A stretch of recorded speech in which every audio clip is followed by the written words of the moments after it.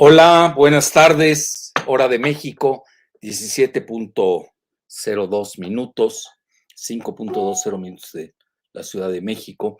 Vamos a entrar a un tema, bueno, por lo menos para quitar toda esta presión, y a propósito lo hice, de tocar un tema. Ya empiezan a dialogar los militares, los más altos mandos militares de Estados Unidos y de Rusia, lo cual es muy buena noticia, porque créanme que hubieron 20 días de escalada donde sí pudimos haber entrado o se pudo haber entrado a una conflagración nuclear. 20 días horribles, esa es la realidad, donde se dijeron de todo y al final, bueno, parece ser que ya con este diálogo por lo menos se puede negociar. Y si ni siquiera había comunicación entre las dos máximas superpotencias nucleares del planeta, pues ya se imaginarán ustedes, todo esto pudo haber dado pie incluso hasta un accidente de carácter nuclear. Bueno, entonces vean, a mi juicio, esta es mi propuesta, del 24 de abril al 13 de mayo, o el día en que empiece el diálogo, son esos 20 días asiagos. Bueno, empecemos con la primera nota, Giselita. Voy a tratar de hacer ese hilo para que estén ustedes pendientes de que sí el mundo estuvo en una situación muy difícil. Sí, la primera diapositiva. Bueno, y vean, esto es el secretario de prensa del Pentágono, John Kirby, cito, lo dice textualmente, ahí lo tienen. El mayo 13, quiere decir hace, que estamos a 3 días, el secretario de la Defensa, Lloyd Austin, el tercero, habló, bueno, en realidad él lo buscó, a su homólogo ruso, el ministro de la Defensa, Sergei Shoigu, por primera vez desde el 18 de febrero. Estamos hablando de casi 3 meses que no hablaban o no tenían comunicación, pues los encargados militares de las máximas superpotencias nucleares del planeta. Y bueno, esa es la publicidad del Pentágono, y comentaron de que deseaban un cese al fuego inmediato en Ucrania y enfatizó el secretario la importancia de mantener las líneas de comunicación. Pues ahí lo tienen ustedes. Y veamos qué pasó el 24. Esta es la nota, el readout, interpretado por el secretario de prensa del Pentágono, John Kirby. Es en forma muy profesional, es lo que les acabo de exponer. La siguiente, Gisela.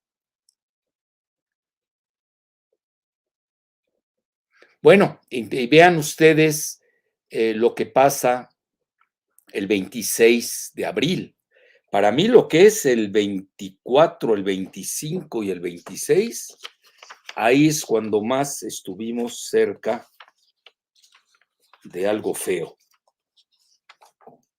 Y luego como que no desescaló, al contrario, se mantuvo ese paroxismo y recrudeció, bueno, se mantuvo más que recrudeció, fechas alrededor del 4, 5, 6 de mayo. Yo diría que fue una semana, 2 semanas horribles. Bueno, entonces vean, el secretario de la Defensa, bueno, el máximo, ¿no? General que tiene Estados Unidos, que es Mark Milley, muy controvertido, por cierto, sobre todo porque chocó con Donald Trump. Él es el mandamás del Joint Chiefs of Staff, más de nada de las fuerzas conjuntas, ¿no? Y sí aceptó el 26 de abril después de haberse reunido tanto Austin, el general Austin, como Anthony Blinken con Zelensky, el presidente de Ucrania, dijo: el tiempo no se encuentra del lado de Ucrania. Esto va en contra de toda la propaganda. A veces que también hay una guerra de propaganda, pero hay que saber leer. Y esta frase me llama mucho la atención. Además es de Reuters, ¿eh? No crean que viene de... Es más, no puse nada de Sputnik ni de Russia Today. Además no lo censuran en Occidente. Entonces no tiene ni caso de hacer el mal esfuerzo. Entonces, ¿qué había sucedido? Pues de que 2 días antes, por eso yo les digo, esas fechas del 24, 25, 26, a mi juicio fueron las cumbres borrascosas, y ahí se dijeron de todo, rusos y estadounidenses. Ya lo que dicen los demás realmente no cuentan. Les voy a decir por qué. Pues las máximas potencias son Estados Unidos y Rusia. A mí hay un dicho que me gusta mucho, ¿no? Cuando uno conoce al dueño del circo, pues ya no pierdes tu tiempo ni con los payasos ni con los pigmeos, ¿no? Del circo. Entonces, vean, ¿qué había sucedido? Primero que nada, el 24, Austin, el general Austin y Anthony Blinken habían estado en Varsovia, que es, bueno, Polonia es frontera con Rusia y Ucrania, y se temía mucho que Polonia incluso participara en una aventura allá en Ucrania. Y a veces en Polonia se olvidan de su pasado. Vea, Polonia es un país maravilloso, tiene una población maravillosa, también son eslavos como los ucranianos y los rusos, nada más que los polacos son pues de religión católica, mientras que los rusos pues son ortodoxos. Aquí también hay una guerra religiosa que no se atreve a decir su nombre.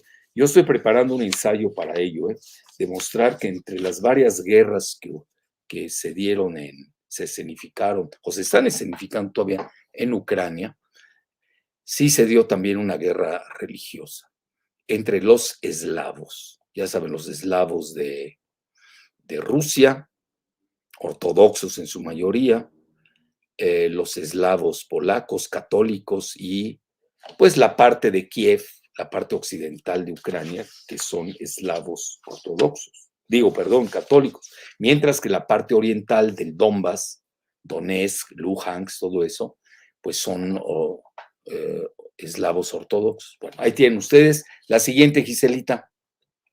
Entonces se había dado 2 días antes esa reunión del general Austin y Blinken en Varsovia, y luego el mismo 26 se reunieron, vean, 40 países, escuchen bien, se dio lo que se llama el Ukraine Defense Consultative Group, es decir, los 30 países de la OTAN. Vean, no perdamos el tiempo, Estados Unidos, lo demás ya, los 29, con todo mi respeto, pero pues digo, hacen lo que les ordena Estados Unidos. Entonces se reunieron en la base aérea de Ramstein, en Alemania, y ahí pues sí, ardió Troya, ¿eh? Ahí sí, no estaba el horno para bollos. La siguiente, Giselita.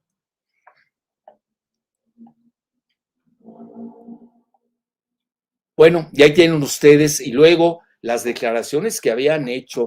Vean, yo no me voy a meter, acuérdense que yo soy pacifista nuclear, pero lo soy desde, a ver, déjenme recordar, desde 1985, cuando mi grupo obtuvo el Premio Nobel de la Paz de 1985. Entonces, yo siempre he pregonado esa filosofía y pues, difícilmente voy a cambiar, ¿no? Sobre todo de que lo peor que puede suceder es una guerra nuclear, pues acabaría con la vida del planeta. Entonces ya habían hecho declaraciones muy fuertes, tanto Austin como Blinken, que mejor ni las digo, pues ya muy retadoras, muy desafiantes, donde daban a entender que iban a desangrar a Rusia,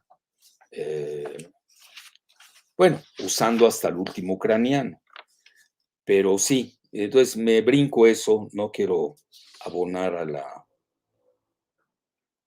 la cuestión bélica. Y a ver, síguete, Giselita. Ahí tienen ahí el comunicado, quien lo quiera ver, es del Departamento de Estado. Y vean, y para mí es una exageración cuando hablan mucho de que el mundo está en contra de Rusia. Vean, acabo de hacer un artículo ayer precisamente en La Jornada, en la que, hablo precisamente de la entrevista de Kissinger al Financial Times. Y vean qué digo en una de sus frases, comenté una de sus frases y digo, a sus 99 años, Henry Kissinger no cesa de ser un viejo zorro y ahora aconseja a China evitar entramparse en una situación como la que se encuentra Putin para que no tengan a la mayor parte del mundo en su contra, lo cual es muy discutible. Y escuchen bien, ustedes ven la propaganda, todo el mundo está en contra de Rusia. Bueno, está bien, nos vamos a poner a discutir. Ahora demuéstrenlo. Si se van a la numerología, pues sí, los que han votado en la Asamblea han votado en contra de Rusia, los países, es cierto, pero si ustedes se van a la mayoría de los habitantes del planeta, pues no va así. Es más, yo les podría decir que el 53% mínimo del planeta está a favor de Rusia en esta. Bueno, es más, no quiero ir más lejos, porque acuérdense, yo no estoy en plan de abonar a la guerra, es todo lo contrario. Yo ahorita el programa por eso se está haciendo, esa es mi postura, es de que ya es tiempo de dialogar y resolver esta situación. Sí, porque si llegan a las armas nucleares, pues se destruyen mutuamente y esto ni al mismo Estados Unidos le conviene. Hasta en broma algunos comentan que va a quedar un chino por ahí, entonces va a ganar China al final del día. Bueno, entonces, y vean, este es un tuitero que es del Ministerio de Relaciones Exteriores de China, que se llama Li Jianshao. Y vean qué dice, esta es la comunidad internacional de la que habla siempre Estados Unidos. Y veanlos, pues ya ven que son. Pues es la anglósfera, básicamente, con la Unión Europea, pese al Brexit. Y Japón, ahí lo tienen, la anglósfera ya lo saben quiénes son, y etcétera. Realmente el resto del mundo, no se crean, que está jalando en esta triste situación. Para mí es una guerra civil que se está escenificando en Ucrania. Bueno, la siguiente, Giselita. Bueno, entonces el famoso, vean, y a propósito escogí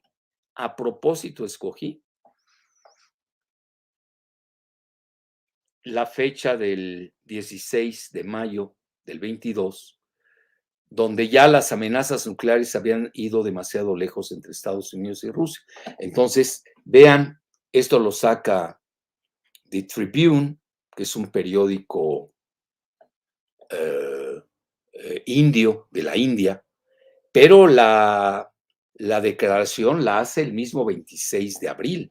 Por eso, si quieren ustedes poner una fecha, pongan a mi juicio el 26 de abril como un día aciago, donde habla Lavrov, el canciller ruso, del riesgo de un conflicto nuclear. Vean, en una entrevista amplísima, el canciller ruso advirtió que el mundo no subestime los riesgos serios de una guerra nuclear en referencia a Ucrania. Que lo tienen aquellos que quieran penetrar, ya lo sabrán. Y luego, también el 16 de mayo, pues nada menos que Rogozin, que es el encargado de la Agencia Espacial de Rusia, yo lo sigo mucho a Rogozin, comentó que Rusia destruiría a los países de la OTAN en solamente media hora en caso de una guerra nuclear. Bueno, los que saben comentan que Rusia está más adelantada en materia nuclear, en armamento nuclear, y sobre todo en misiles hipersónicos que Estados Unidos. Entonces, ahí tienen dos fechas de parte de Rusia, yo diría desde el 26 de abril, lo que dice Lavrov, y la más dura, porque este sí sabe de lo que habla, que es Rogozin, encargado de la Agencia Espacial Rusa, el 16 de mayo. Pues no lo dijo el 16, Giselita, no sé por qué está ya puesto el 16. Yo aquí tengo otra fecha. Pues sí, no, el 8. Es el 8 de mayo, que dijo ahí yo puse mal en mi resumen, En realidad fue el 8 de mayo, si revisan bien la fecha en el Tribune de la India, bueno, en esos días del 26 de abril al 8 de mayo, pues sí, estuvo fea la cosa, ¿eh? Bueno, sigamos. La siguiente, Gisela. Bueno, y las amenazas nucleares, olvídense, fueron de dos lados, ¿eh? Por ejemplo, el día, les voy a dar la fecha, un día antes de la declaración de Rogozin, que es según un humilde servidor, la hizo Rogozin 3 días después, a lo que comentó Evelyn Farkas, que es de origen húngaro, que ella es neoconservadora straussiana, ya saben, de la escuela de Strauss, eh, que pregona que hay una élite que es la que entiende al mundo y ellos deben dirigir al planeta. Yo he escrito demasiado sobre los neoconservadores straussianos de Strauss, sobre todo en la época de Baby Bush y de Dick Cheney y de Rumsfeld, todos ellos. Entonces, Evelyn Farkas había sido asistente secretaria de defensa, vean para qué países, Rusia, Ucrania y Eurasia. Y ahora se maneja en Farkas Global Strategies Corporation Consultancy. Es del mismo linaje genealógico, geopolítico de Madeleine Albright, que es de la escuela de los axiomas de Zbigniew Brzezinski. Exageradamente rusófobos, hay que reconocerlo, mucho menos que el ala republicana. Entonces, en una entrevista conjunta, es importante, con el politólogo John Mearsheimer de la Universidad de Chicago, se las realizó Judy Woodruff, que es muy buena, Judy Woodruff. Y a mi juicio, esa es mi muy humilde opinión. John Mearsheimer, para mí, es el más lúcido geopolítico que tiene hoy Estados Unidos. Es de la Universidad de Chicago, ha hecho excelentes entrevistas, posturas a contracorriente del mainstream media, ¿no? De la masificada opinión, pues naturalmente que forman parte de la propaganda de guerra, que es parte de la guerra, que se ha llamado, vean, ya la usan mucho, tanto Lavrov como el mismo Glaziev, es uno de los grandes economistas de Rusia, que está teniendo la razón histórica en referencia a la geoeconomía ahorita que se está desplegando. Y la mejor prueba es el rublo, pues está a 65 rublos por dólar.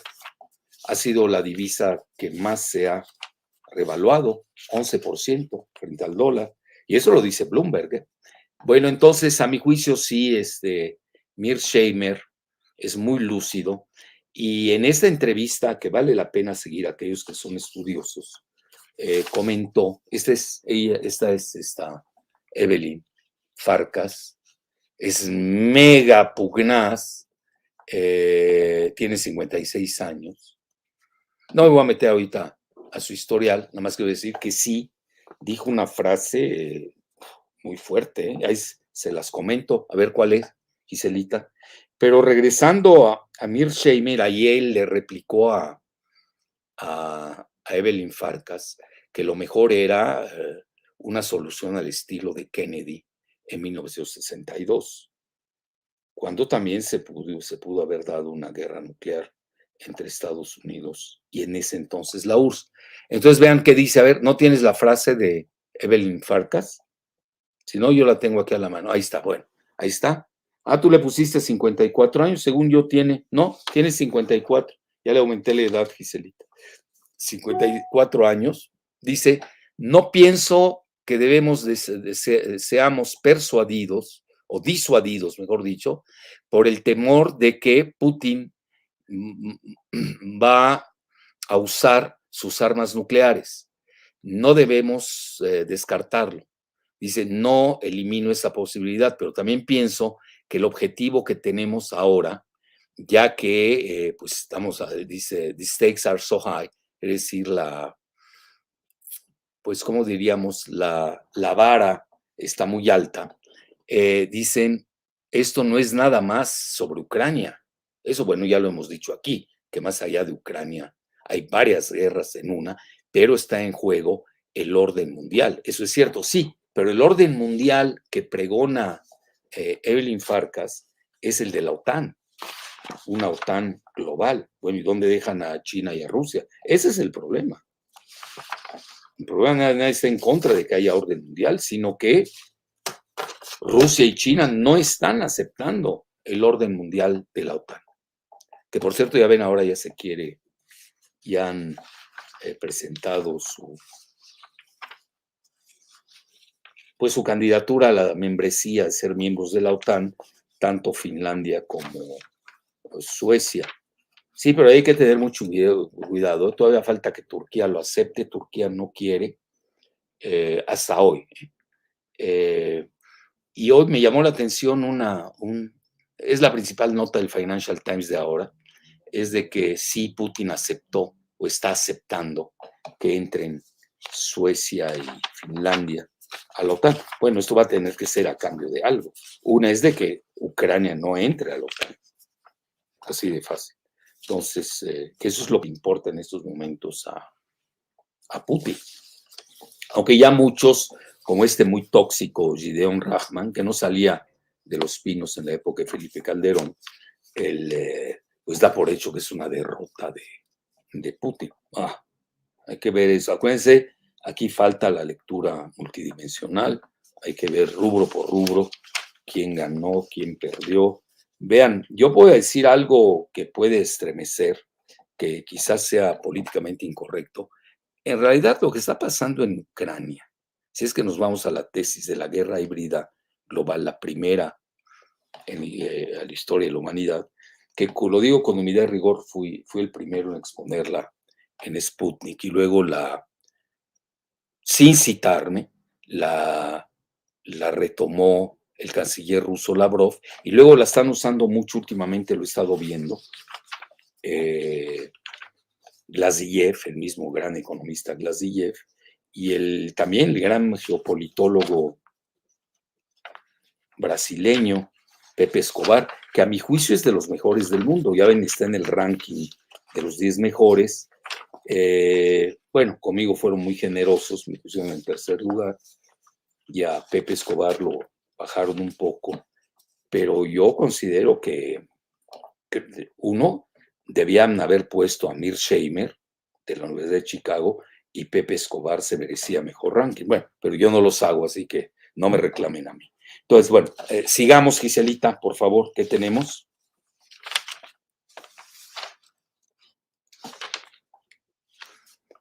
Bueno, y para mí este artículo es clave, porque yo les sugiero que lo lean aquellos que quieran aprender bien de qué pasó en esos días. Vean de qué fecha es, 6 de mayo, una fecha importante por todo lo que hemos dicho, cuando ya estaba el paroxismo retórico de ambas partes de ese intercambio nuclear. Y comenta Thomas Friedman, que también es muy polémico, él es muy cercano a Israel. Él hizo un libro, cuando yo vivía en Beirut, me acuerdo, publicó un libro que causó ahí conmoción, no gustó, que se llamaba De Beirut a Jerusalén, muy sesgado, muy en contra de los países árabes y también del Líbano, etcétera. Bueno, pero ese es independiente. Acuérdense que también los escritores y periodistas tienen derecho a equivocarse.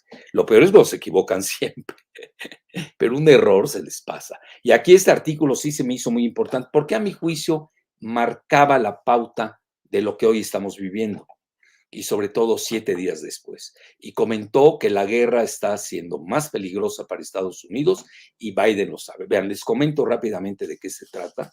Léanlo, sí se lo sugiero, léanlo bien, detenidamente. Hay cosas en las que no estoy de acuerdo, pero eso no es lo relevante. ¿Qué dice en relación a Rusia y China? Póngalo de lado. Lo más importante es de que parece ser que las filtraciones que se dieron en el mismo New York Times, una, de que Estados Unidos había estado detrás de los sistemas de inteligencia que habían llevado al pues a la liquidación, vamos a ponerlo así, a la liquidación de 6 a 8 generales, no me acuerdo, entre 6 y 8 generales. Ahí él pone generales, no explicitan si son 6 o son 8. Yo me acuerdo que están entre 6 y 8, que en forma muy rara empezaron a morir, pues obviamente si generales de aquí a que entra el nuevo, lo sustituye, pues ya esta tropa pues quedó diezmada, ¿no? Mentalmente. Entonces eso alardearon que Estados Unidos estaba detrás, obviamente. Ucrania no tiene esa capacidad. Es decir, yo creo que mucho de lo que dicen del error de cálculo de Putin se debió a que quizás no tuvo en su radar que iba a entrar Estados Unidos, la OTAN, la Unión Europea. Estamos hablando de 40 países, ¿no? Que se reunieron ahí en la base aérea de Alemania, en Ramstein. No lo tomó en cuenta, creo, no lo sé. Ya sabremos más adelante cuáles fueron los cálculos del Kremlin que consiguieron. Yo estoy más a favor de la guerra híbrida, esa es mi tesis. Vean, si ustedes se dan cuenta, si vemos su operativo de Rusia en Siria, pues no tienen a toda Siria. Y eso que ayudaron al régimen de Bashar al-Assad a sostenerse. Más que nada, ellos plantean, esa es la técnica militar moderna de Rusia, controlar la parte funcional de un país. Entonces fue lo que hicieron en Siria y lo demás pues lo dejan, ¿no? Pero mientras ellos controlen la parte funcional, pues ya con eso tienen. En realidad en Siria tienen toda la parte funcional, que es la costa oriental de Siria. Yo he escrito en abundancia sobre ello, además conozco la región. Y ahí está la parte, con la parte donde están la mayor parte de los habitantes, que es toda la costa, más este eje que lleva de Damasco a Hama y a Alepo. En realidad no está totalmente controlada porque hay una parte que tiene todavía Turquía, que es la región de Idlib. Bueno, es todo un tema. Pero a lo que quiero llegar es de que Rusia, yo no sé qué tanto, como pregonan en Occidente los estrategas, sí quería liquidar, que ese era su plan A. Es lo que comenta Thomas Friedman, ¿eh? Yo no lo compro. Es que a mí no me interesa esa parte de Thomas Friedman. A mí lo que me interesa, ahorita lo voy a decir, es de que si Biden tuvo miedo de que lo encarrilaran a una guerra que no quería abiertamente contra Rusia. Bueno, entonces la primera parte es la de la filtración del asesinato o la liquidación de los militares, y la segunda es cómo, bueno, los que manejan la inteligencia o el espionaje de Estados Unidos le dieron los datos precisos para torpedear al famoso barco Moscova, que saben, ahí murieron varios, pues toda la tripulación rusa. Bueno, eso de facto ya estaba llevando a la guerra frontal de Estados Unidos contra Rusia a nivel militar. Y aquí hay que hacer muchos matices. Bueno, eso es lo que dice Friedman, ¿eh? Yo haría los siguientes matices. Uno, Biden, muy cómodo, creyó que no lo iban a involucrar, que podía estar operando tras bambalinas. Eso es muy ingenuo. Segunda, no creo que él quisiese involucrarse en una guerra tan frontal cuando viene pues, de una derrota terrible en Afganistán, incluso una salida indecorosa, y luego una retirada indecorosa. Y la otra, cuando su hijo Bo, al que él quiso mucho, esa parte le he seguido a nivel humano del presidente Biden, pues estuvo en la guerra de Irak y luego pues falleció, creo, si no me equivoco, de un cáncer en el cerebro. Hay alguien que nos corrija, ¿no? Eso es lo bueno del Google, que de inmediatamente nos corrigen o nos autocorregimos. Yo no creo que hubiera querido eso Biden, pero sí estaba usando la guerra en Ucrania, eso siempre lo dije desde el inicio, como arma electorera, pero no le está dando tampoco beneficio. Acaba de salir una encuesta, no me quiero meter a ello, no la voy a explotar, donde los estadounidenses prefieren que gane Rusia a que gane Ucrania. Van a decir, bueno, es imposible, eso es de locos. Bueno, con mucho gusto, si quieren hacemos un video especial.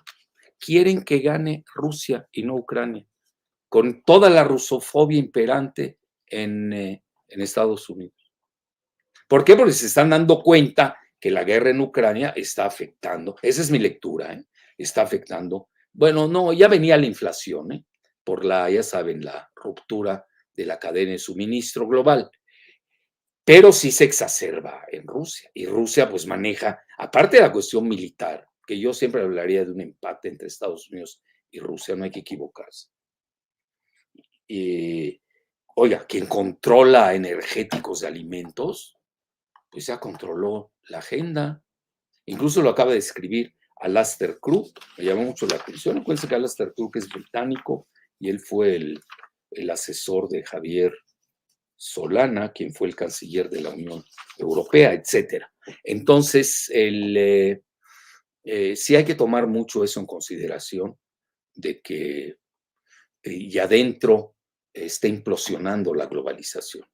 Y más que nada, el modelo neoliberal globalista, pues ya está muerto en Gran Bretaña, acaba de perder las elecciones Boris Johnson, tiene 70% del rechazo, todavía no explota sus escándalos, sus bacanales, ¿no? Que se le llaman Partygate, donde hacía fiestas muy de Boris Johnson en los edificios públicos mientras la población estaba confinada, etcétera, etcétera. Y adentro, en Estados Unidos, no le está yendo bien a Biden, hay que decirlo abiertamente. Tiene un rechazo, ayer que revisé, porque diario lo reviso, en el tracking poll de Rasmussen, que para mí es de las mejores encuestadoras de Estados Unidos, pues ayer traía un rechazo de 57%. Yo no sé cómo, a ver, estamos nosotros ahorita en qué, mayo, junio, julio, agosto, septiembre, octubre, noviembre, en 6 meses, pues pueda recuperarse frente a lo que parece ser hoy, al corte de caja de hoy, pues vaticina un triunfo de los republicanos. Entonces, realmente no le está dando resultados el frente interno a Biden. Él pensaba quizás que el frente externo, con una derrota de Rusia, lo dijo abiertamente, lo dijeron abiertamente el general Austin y Anthony Blinken, sí querían sangrar a Rusia. Yo no sé qué tanto jugó ahí Rusia, hay que ver también qué pasó, por qué no usó su capacidad logística y militar a fondo. Y lo que les decía, que no lo había comentado, y lo dije en alguna parte, creo que en uno de mis podcasts, comenté que si uno estudia bien este conflicto de Rusia y Ucrania, aparte de ese concepto que manejé de la guerra híbrida global, la primera guerra híbrida mundial en la historia de la humanidad, pues realmente parecen escaramuzas, parece una guerra de la Segunda Guerra Mundial. Incluso estoy leyendo que acabó la Segunda Guerra Mundial. Muchos se la están preguntando, obviamente que se acabó. Hoy tenemos otros actores. Estados Unidos y Rusia eran bueno, en ese momento la URSS eran aliados, hoy no lo son. Cambiaron los adversarios, etcétera. Yo creo que es una aberración decir que sigue la Segunda Guerra Mundial. Lo que sí es lo que estoy comentando, y ya casi para acabar, es de que pues parece una prolongación de un escenario de Segunda Guerra Mundial, tanques, artillerías, de no ser por los drones, tanto que provee Estados Unidos como Turquía. Parece que han tenido mucho éxito los drones de Turquía, que se los dio a Ucrania. Fíjense lo que son las cosas. Eso es por un lado. Y por otro lado, pues obviamente todos los servicios de inteligencia modernos que hoy tiene Estados Unidos. Y también los tiene Rusia, ¿no? Pero quizás subestimaron, no sé. Algo pasó ahí, ya lo iremos elucidando. Pero esa no es la parte nodal. La parte fundamental en el artículo de Friedman es de que comenta que Biden sí se molestó mucho y frenó, llamó a todos sus servicios de inteligencia. Ya saben que hay como 15 o 16 agencias de inteligencia en Estados Unidos, para regañarlos en términos nada diplomáticos. Ya saben que Biden cuando se molesta, pues es boquifloja. Entonces, porque sí, Estados Unidos no quiere verse involucrado en una guerra directa. Ya era guerra indirecta, eso sí, digo, por favor, si no ya no entendemos nada, pero ya no una guerra directa con Rusia. Algo pasó en esos días, una señal importante fue la de este artículo de Friedman, que lo hace el 6 de mayo, estamos hablando de hace 13 días, etcétera, etcétera. Bueno, y ahí nos vamos a la parte nuclear, que también lo da a entender el Henry Kissinger. Yo hice el resumen con mi interpretación. La entrevista la hace Edward Luce, que es un británico, está encargado de la agenda doméstica de Estados Unidos del Financial Times. Ustedes saben, es un rotativo globalista neoliberal de la monarquía británica, y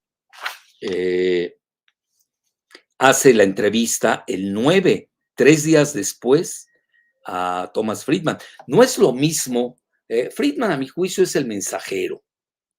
Obviamente, alguien lo envió, obviamente le escribe en el New York Times, ya pueden deducir cuál es su ideología, muy cercano a Israel, muy cercano a Clinton, a Hillary Clinton, a Bill Clinton, a los demócratas, etcétera, etcétera. Y ahí mandó un mensaje muy claro, que Estados Unidos y Biden en especial no se querían implicar en una guerra directa con Rusia. Entonces, bueno, ahí quedó clara la postura. Sí, pero no es lo mismo la postura de un periodista, aunque un periodista formado curiosamente en buenas universidades de Estados Unidos y aún en la Universidad del Cairo. Me llamó la atención su es lo que ves, yo he seguido mucho a Thomas Friedman. Les voy a decir y les voy a ser sincero, yo el 90% pues no me acoplo ni compagino con él, pero en este artículo, quitando lo de Rusia y China, sí, sí estoy totalmente de acuerdo con él, quitando esa parte de Rusia y de China. Bueno, pero no es lo mismo que hable pues un mensajero que quien hace los mensajes. Y ahí tienen 3 días después que habla Kissinger y habla precisamente de la guerra nuclear. A ver, y a ver qué dice Giselita. Y el título de mi artículo en la jornada de ayer, ¿que fue de ayer? Sí. Dice, la geopolítica global tendrá cambios significativos con Ucrania. Y dice, fíjense, eso es importante, no existe, aquí está, vamos a hablar con alguien que sí sabe en el Olimpo cómo está la cuestión nuclear, no es como el mensajero Friedman, son dos cosas diferentes, aunque los dos sean proclives a Israel, eso no importa, y los dos sean pues, de origen, de religión israelí. Vea que comenta Henry Kissinger, no existe casi ninguna discusión a escala internacional sobre lo que pasaría si las armas actuales son usadas. Se refiere a las nucleares y las hipersónicas. Vivimos ahora en una nueva era, esa es la clave.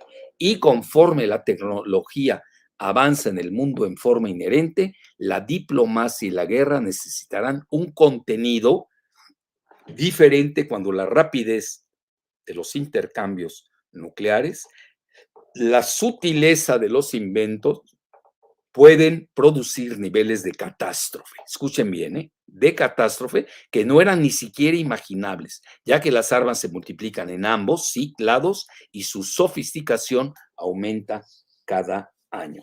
Acuérdense, estamos hablando aquí del 9 de mayo y un día antes, Rogozin, que seguramente ya lo tenía en su escritorio Kissinger, había dicho que en media hora acababan con los miembros de la OTAN. Acuérdense que miembros de la OTAN están Estados Unidos y Canadá.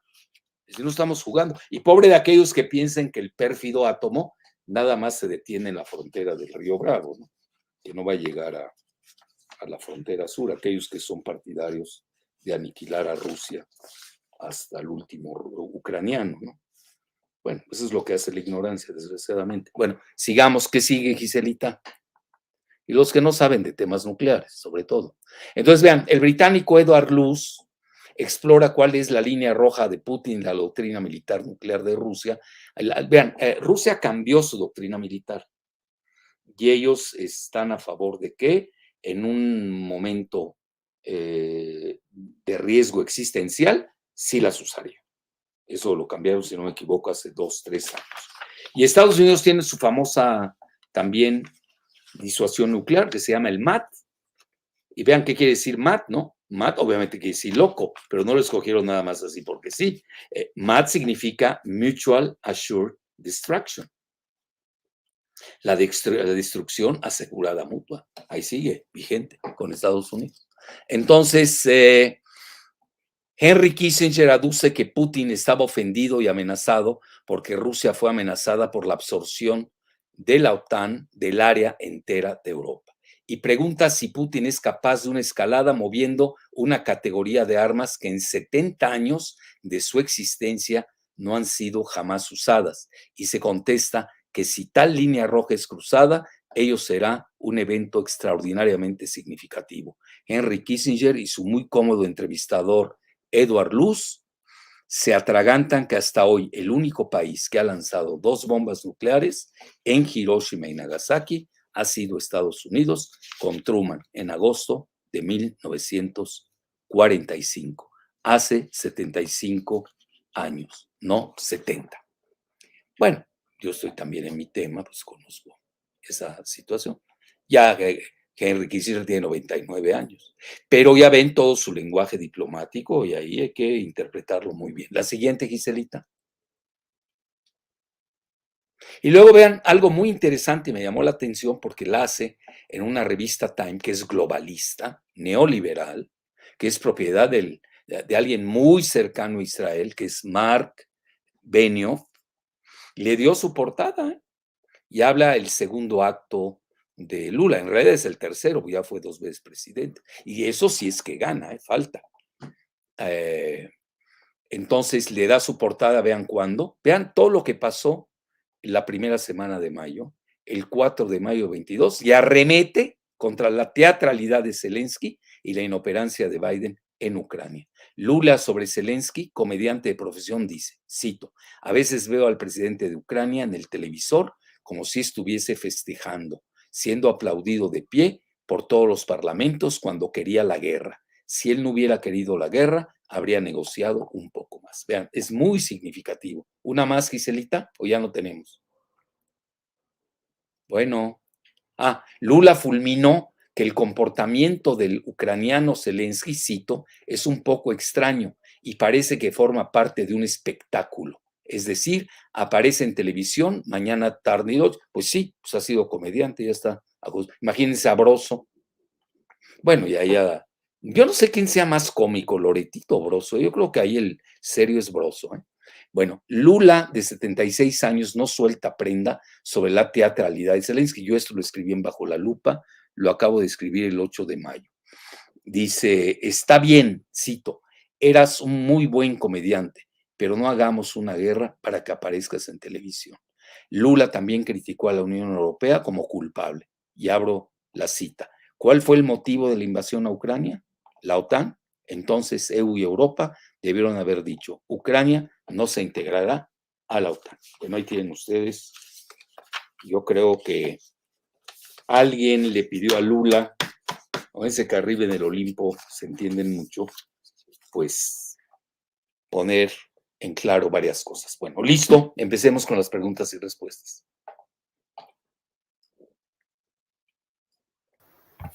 Sí, primera pregunta. Mencionan. Doctor Jalife, ¿cuál es la probabilidad de un error de cálculo que provoque una escalada, ya que el Kremlin ha declarado que cualquier medio que sea utilizado como transporte de armas ucranio es un blanco legítimo para ellos? Bueno, a eso es a nivel convencional, pero un error de cálculo sería más grave, ya sería directo atacando a los intereses de Estados Unidos y de Gran Bretaña, ¿eh? Yo así lo pondría en ese orden, sobre todo de Estados Unidos, que es el que cuenta. Y naturalmente que Rusia no iba a perder su tiempo atacando, pues, a los liliputianos de la OTAN. ahí se van directos sobre el cerebro, ¿no? Entonces sí se puede dar un error de cálculo. Por eso yo festejo mucho que hayan reanudado su línea de comunicación los generales a cargo de los ejércitos de Estados Unidos y de Rusia. Acuérdense, se había roto desde el 18 de febrero y que lo hayan hecho el 13 de mayo, para mí es de celebridad. ¿Por qué? Porque ahí no había un error de cálculo, pero todavía tienes tiempo, famoso teléfono rojo que no lo tienen los militares, lo tienen directamente, hasta donde me quedé, lo tiene directamente Biden y Putin. Pero por lo menos los militares dicen, oye, no, esto no tengo que ver yo en esto es una falsa bandera, lo hacen saboteadores, los hacen los nazis, los neonazis de Ucrania, del batallón Azov, etcétera. Hay muchos elementos que pueden hacer de milagro, yo les digo en serio, de milagro, no se desencadenó del día 24 de abril hasta, yo diría, hasta el 13 de mayo, no se desencadenó algo feo. Yo vean, cada vez que escribía decía, esto está yendo a una escalada y puede llegar al precipicio de una guerra nuclear, que ahí pues, sería ya la desaparición del género humano. No crean que alguien se salva. Bueno, muy bien. Otra pregunta. Siguiente pregunta, mencionan. ¿Las tienes, Gise? Hay varias. Bueno. Siguiente pregunta. ¿Se puede decir que este estancamiento de la situación de Ucrania tiene como límite las elecciones en noviembre en Estados Unidos? Bueno, esa es mi hipótesis. Igual los golpes a Andrés Manuel en México, que vienen de la administración Biden, sobre Blinken ha sido muy duro con la 4T, pero muy duro, exagerado. Vean, acuérdense de mí, tengo una hipótesis, dependiendo del resultado de las elecciones, se pueden ir 3 personas de la administración Biden. Se pueden ir Jake Sullivan, que es el asesor de seguridad nacional, que incluso participa en el fake news sobre de que Rusia estaba favoreciendo a Trump en las elecciones. Es fake, totalmente fake. Ahí lo tiene este magistrado o fiscal especial Durham. ¿Ya? Está totalmente demostrado. Fue un fake news de Jake Sullivan con Hillary Clinton. Bueno, que servía precisamente para sus propósitos. Estaban diciendo que Rusia, que Putin y Trump pues eran hermanos prácticamente, ¿no? Y no hubo tal, no pudieron demostrarse. Hay aquellos que quieran penetrar y buscar eso. Yo lo escribí en su momento, lo hace el fiscal especial, búsquenlo, Durham, D-U-R-H-A-M, y bueno, uno sería Jake Sullivan, que no ha mostrado una gran capacidad para ser asesor de seguridad nacional. Al revés, si interpretamos bien a Thomas Friedman, pues estaban llevando a Estados Unidos a una tercera guerra mundial nuclear que no quería. Bueno, ahorita se desprenden muchas cosas, sobre todo de la entrevista de Lula. Por eso yo les hice un hilo para precisamente vean lo que dicen, a mi juicio, estas partes de Estados Unidos, lo que comenta Kissinger, Evelyn Farkas, Mearsheimer. Estamos en grandes ligas, sí, acaba pronto. Thomas Friedman en ligas menores, pues que no es académico, no es estratega, él es mensajero, es heraldo, como antes se les llamaba, ¿no? Los heraldos que llevaban mensajes. Pero aquí ya estamos hablando de los hacedores de la política, y luego entra Lavrov y entra Rogozin, pues ya las palabras estaban muy fuertes.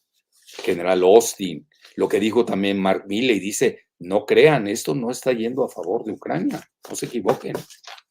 Bueno, ustedes ya saben, los propagandistas de siempre, que en su vida han tenido una pistola ni de agua, ni la saben disparar además. Bueno, pues es parte del folclore, tampoco se molesten por tanta desinformación, hay que estar vacunados. Por eso hay que saber leer a los grandes. Pues si lees basura, vas a propesar inmundicia, así de fácil. Entonces, yo creo que eso hay que tomarlo en consideración.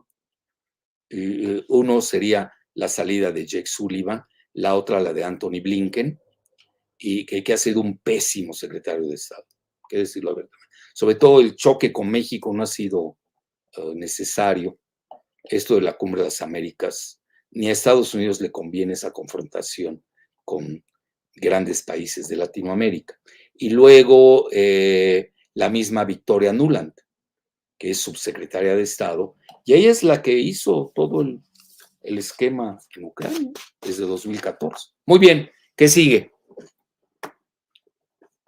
Sí, siguiente ¿Cuántas más pregunta. para saber a qué horas me voy? Sí, hay varias preguntas. Con las pláticas entre ejércitos, ¿Estados Unidos acepta las condiciones de Rusia o cómo se puede traducir este acercamiento? No, yo lo vería, se van a sentarse a dialogar, no llegaron. Sigo insistiendo, Estados Unidos y Rusia están en una guerra híbrida, en unos rubros quizás no se dio, como dicen, el despliegue militar de Rusia. Yo realmente, si algo le sobra a Rusia, esa es mi muy humilde opinión, es territorio, tienen 18 millones de kilómetros cuadrados, quieren más. Ellos el objetivo era la desmilitarización, así lo dijeron, y la desnazificación. Bueno, eso es uno. Bueno, es lo que dicen ellos. En realidad, si ustedes se dan cuenta, al inicio del conflicto en Ucrania, pues capturaron los biolabs, como se dice en inglés, las armas de laboratorio, donde China está jalando con Rusia en denunciar muchas cosas, no lo quiero decir, además ya saben que hay censura, no puedo hablar. Entonces, síganlo, lean a las dos partes, yo les recomiendo, hay que ser dialécticos, y ahí van a sacar ustedes su propia conclusión del origen de lo que pasó en Wuhan, en China. Bueno, entonces eso fue algo muy importante. Y créanmelo que a la hora de la verdad va a pesar mucho, muchísimo. Y la segunda fue la cuestión de lo que se llaman las bombas sucias, que provienen de los desechos radioactivos. Ustedes se dan cuenta, también llegaron a Chernóbil. Algo pasó, luego se salieron, algo hubo que todavía no sabemos. Pero a mi juicio, yo creo que dos objetivos principales eran la cuestión de las armas, los laboratorios de armas biológicas. Dos, las plantas nucleares, que Ucrania tiene muchas. O es que Ucrania perteneció a la URSS. Incluso Brezhnev, que fue secretario general del Partido Comunista, que en ese sistema es la máximo puesto, pues era ucraniano. Nikita Khrushchev prácticamente era ucraniano, nació a pocos kilómetros de la nueva Ucrania. Es la misma raza. Yo por eso hablo de la guerra civil.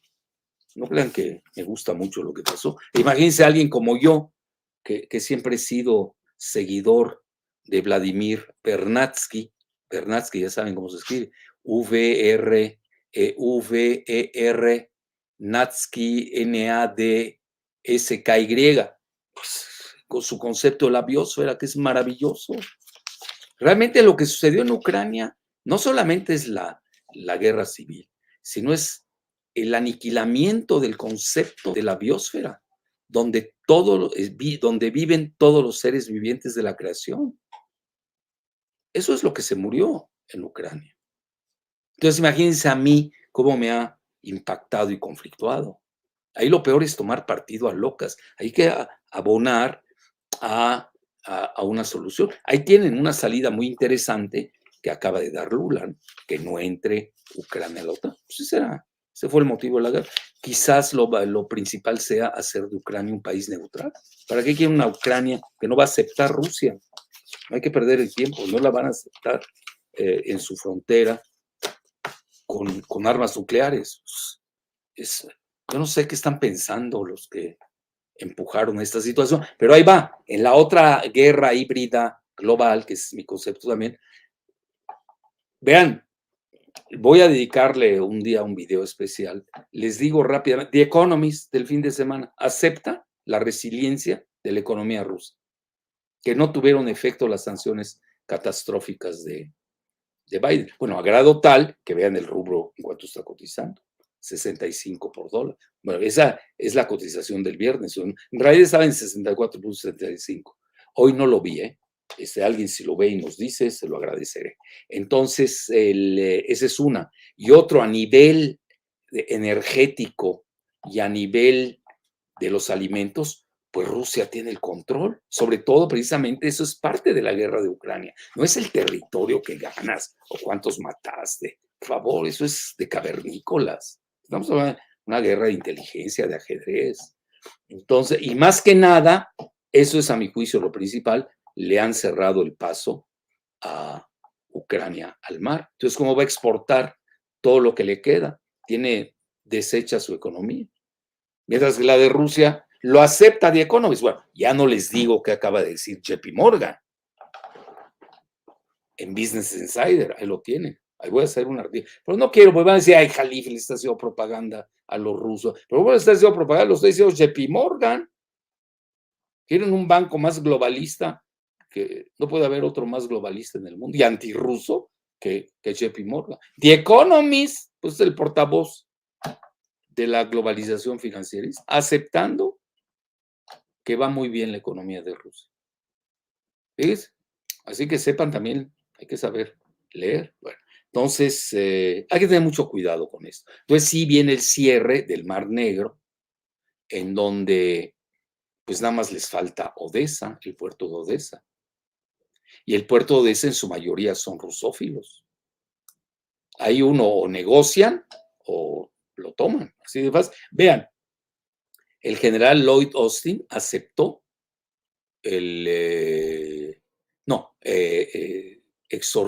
exhortó a un cese al fuego y no lo ha aceptado Rusia.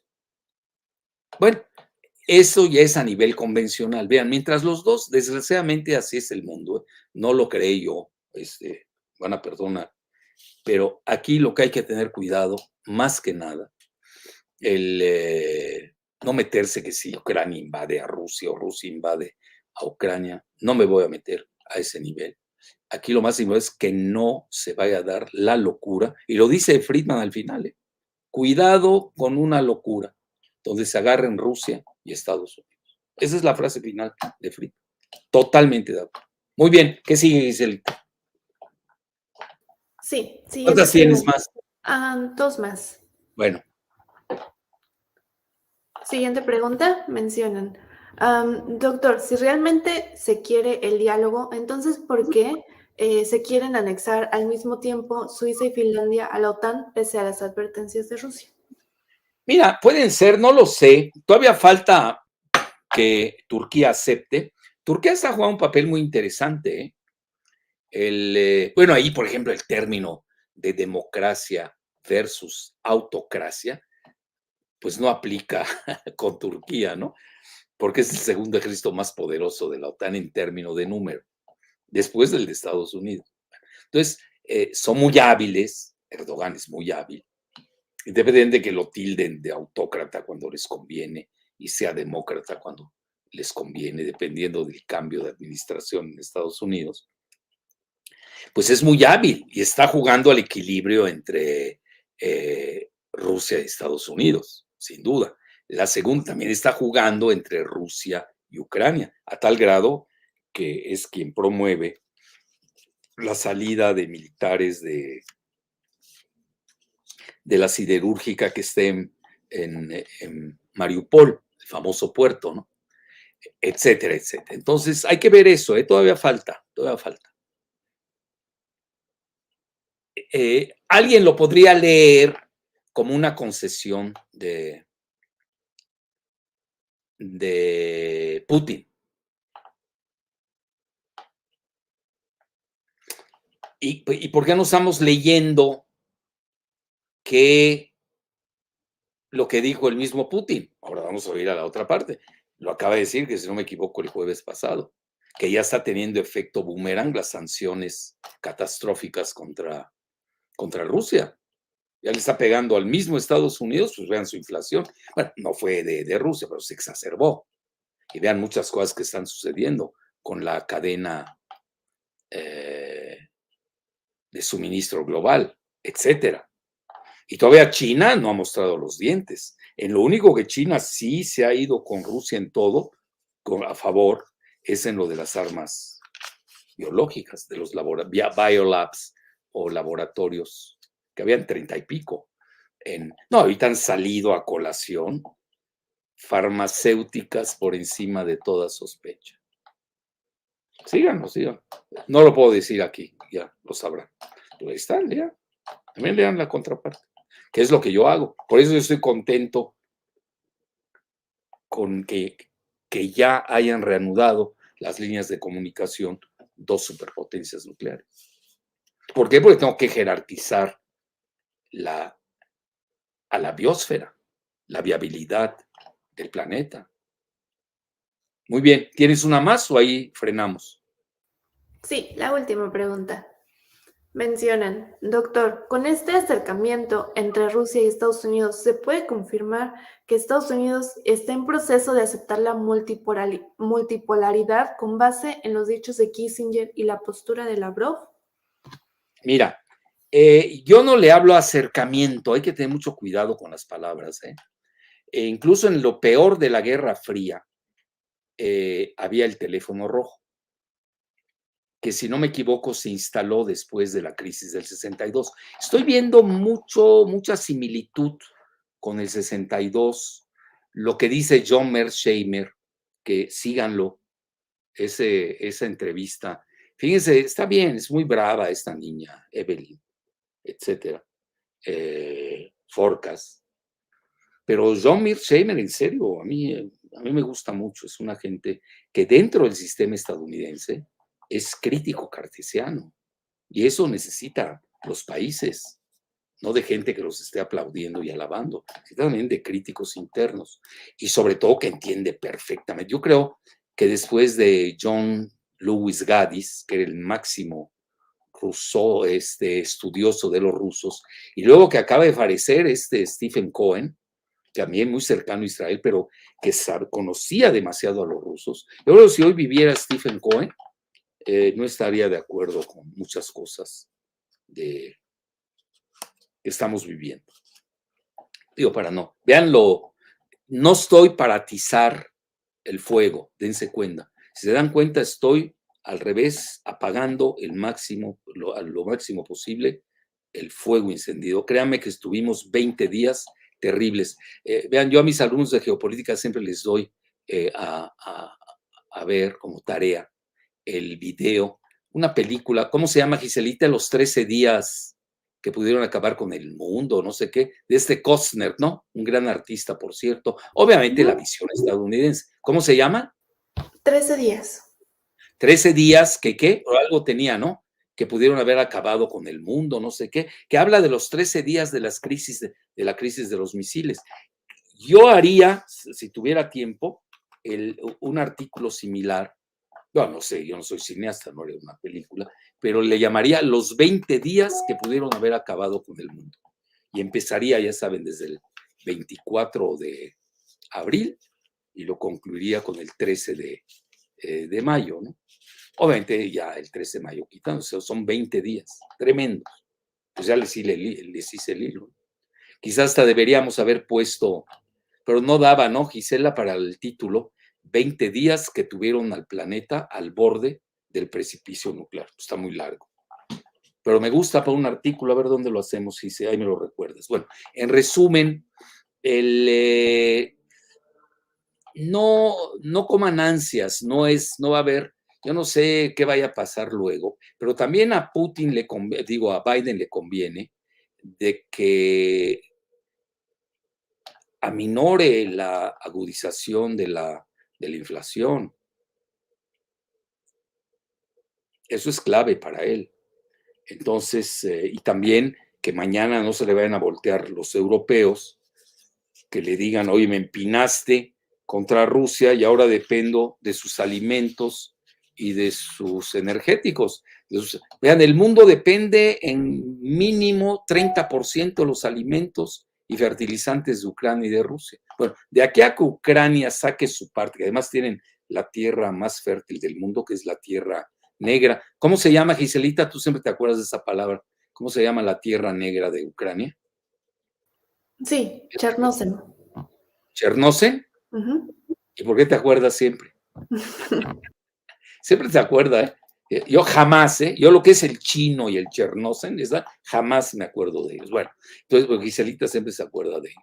Entonces, ahí está la película, 13 Days, gracias, del año 2000. Obviamente hay que verla.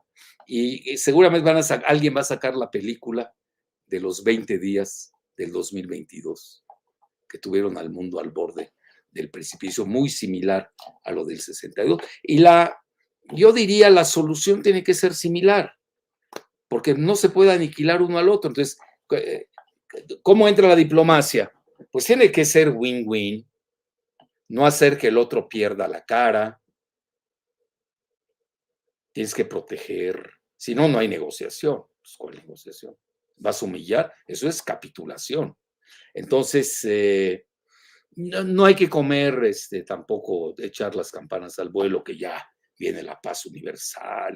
Pues no seríamos los humanos de siempre. Si no relean a Caín y Abel, ¿no? Que no necesitaron un arma nuclear para que Abel matara a su hermano. Fue con la quijada de un burro. Ahí está, Chernosen, fabuloso. Muy bien. Bueno, esa es la respuesta. ¿Tienes una más o aquí nos detenemos?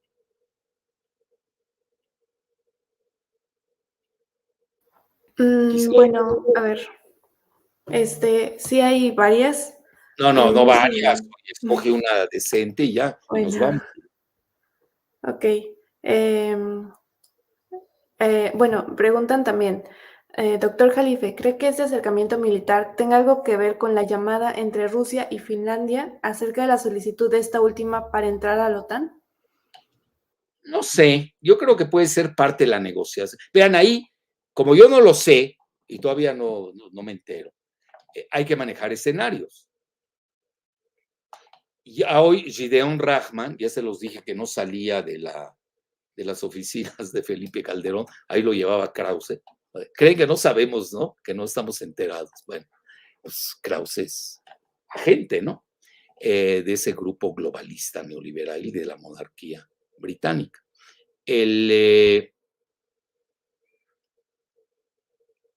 Pues marca de que es una derrota para Rusia. Bueno, si lo leemos así, y además aceptando lo que es el titular del Financial Times, pues sí, pareciera, oye, si estás buscando de que un país no, eso es muy banal, ¿eh? Pero acuérdense que también muchos analistas son banales.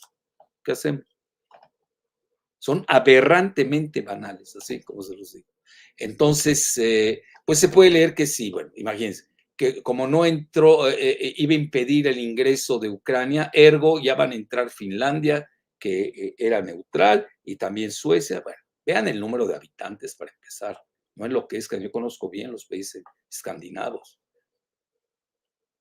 Vamos a ver qué instala Estados Unidos ahí, o la OTAN, ¿no? Si le quieren llamar ya a Estados Unidos la OTAN. Y entonces hablamos. Bueno, una membresía no hace nada. Hay muchos países de Europa Oriental que son miembros de la OTAN. So what? Ucrania es un asunto existencial para Rusia, por todo lo que hemos dicho. No es equiparable ahí. Se me hace que están haciendo extrapolaciones muy baratas. Entonces, no compro esa versión. Hay que ver lo demás. Y ya cuando hagamos la suma y resta en la esfera económica, en la esfera financiera, en la esfera de los países, quién se fue con quién, cómo va a venir el nuevo orden mundial, etc. Ya que hagamos la suma y resta de eso, pues ya veremos quién cedió en qué. Obviamente van a ceder en algo. Vean, por ejemplo, Kissinger le daba la vuelta al G2, que nunca lo dijo, entre Rusia y China. Pero créame que hay un G2 entre Rusia y China. Además que hay una gran complementariedad a todos los niveles de su geoeconomía. Y aparte de que Rusia le provee a China con un paraguas nuclear, que aunque tiene bombas nucleares China, pero no tiene tantas, tiene alrededor de 500. Estamos hablando de Rusia y Estados Unidos, prácticamente están empatadas con 2.500. Lo único que hace la diferencia son los misiles hipersónicos, que son indetectables, en donde Estados Unidos, no lo digo yo, lo dice el mismo Pentágono, van ya muy rezagados, ya incluso China lo rebasó en ese rubro. Hay que ser muy cuidadosos, ¿eh? Entonces, ni hay paz universal, no enloquezcamos, ni hay acercamiento. Lo único que hay es de que, bueno, hay por lo menos te aviso, pues, de que esto no lo hice yo. Eso es, imagínense, estamos quitando un error de cálculo. Con eso es más que suficiente. Tampoco se ha salvado la biosfera. No echemos las campanas al vuelo, desgraciadamente. Bueno, hasta la próxima. Suerte.